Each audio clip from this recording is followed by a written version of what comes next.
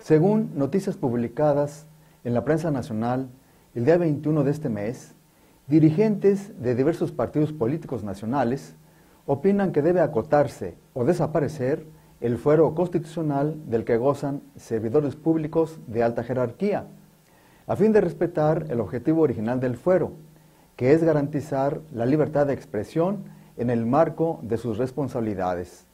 pues advierten que ha habido abuso y se han cometido excesos bajo la protección de esa figura jurídica.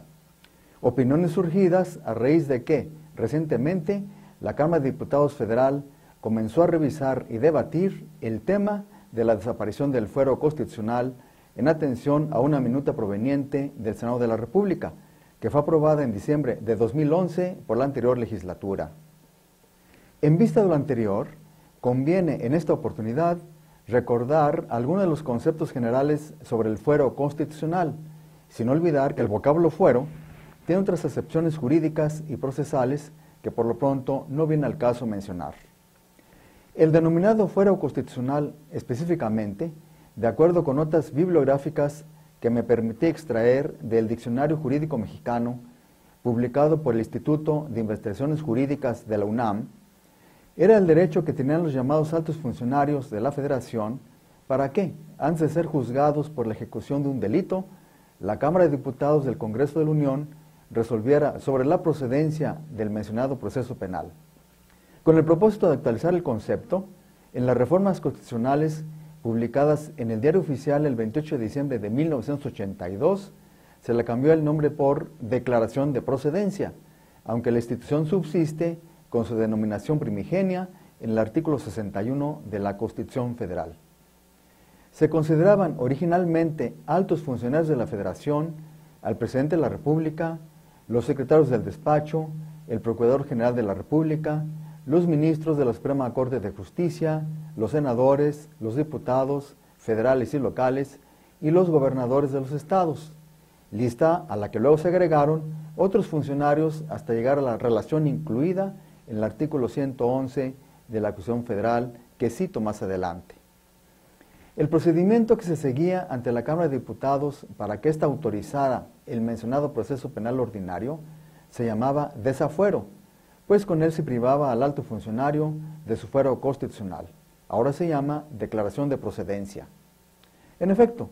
la referida Cámara de Diputados, erigida en jurado de procedencia, declarará por mayoría absoluta de votos de todos los miembros si procede o no el ejercicio de la acción penal. Si la declaración es en sentido negativo, no habrá lugar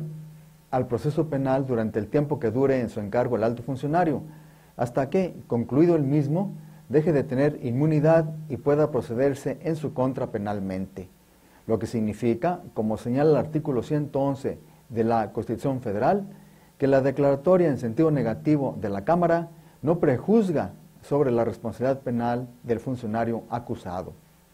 Si la resolución de la Cámara de Diputados es en sentido afirmativo, el acusado queda automáticamente separado de su cargo y en consecuencia se procederá de inmediato en su contra por la vía penal. De manera que, como puede apreciarse, el propósito que actualmente se analiza en las cámaras del Congreso de la Unión, según se trasluce de las opiniones de los representantes de los partidos políticos, es reubicar el fuero constitucional en su justa dimensión y evitar que se abuse del mismo como si fuera un privilegio o un sinónimo de impunidad. Para mayor precisión, conviene invocar en lo conducente el artículo 111 de la Constitución Federal, que, bajo la denominación de declaración de procedencia, regula la figura típica de fuero constitucional. Artículo 111. Para proceder penalmente contra los diputados y senadores al Congreso de la Unión,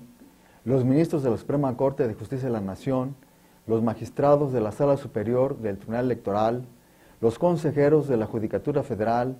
los secretarios de despacho, los diputados a la Asamblea del Distrito Federal, el jefe de gobierno del Distrito Federal, el Procurador General de la República y el Procurador General de Justicia del Distrito Federal, así como el consejero presidente y los consejeros electorales del Consejo General del Instituto Federal Electoral, por la comisión de delitos durante el tiempo de su encargo, la Cámara de Diputados declarará por mayoría absoluta de sus miembros presentes en sesión si ha o no lugar a proceder contra el inculpado. Si la resolución de la Cámara fuese negativa, se suspenderá todo procedimiento ulterior, pero ello no será obstáculo para que la imputación por la comisión del delito continúe su curso, cuando el inculpado haya concluido el ejercicio de su encargo, pues la misma no prejuzga los fundamentos de la imputación.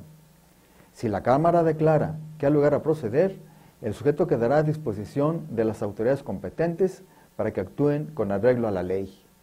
Por lo que todo el presidente de la República, solo habrá lugar a acusarlo ante la Cámara de Senadores en los términos del artículo 110. En este supuesto, la Cámara de Senadores resolverá con base en la legislación penal aplicable.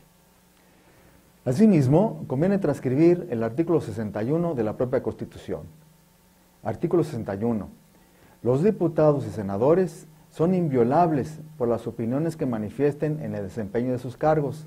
y jamás podrán ser reconvenidos por ellas. El presidente de cada Cámara velará por el respeto al fuero constitucional de los miembros de la misma y por inviolabilidad del recinto donde se reúnan a sesionar. Como puede apreciarse del acervo jurídico antes mencionado, el propósito de revisar y debatir el tema de la desaparición del fuero constitucional reviste gran importancia en la actualidad, pues involucra a un punto histórico jurídico de la vida política de México, al que se le ha atribuido ser fuente de abusos e impunidades, los cuales, como lo propalan los líderes de diversos partidos políticos nacionales, ya no deben ser tolerados. Convendrá estar al pendiente de la evolución de este importante proyecto de reforma a la Constitución Federal para volver a comentarlo. Agradezco su atención.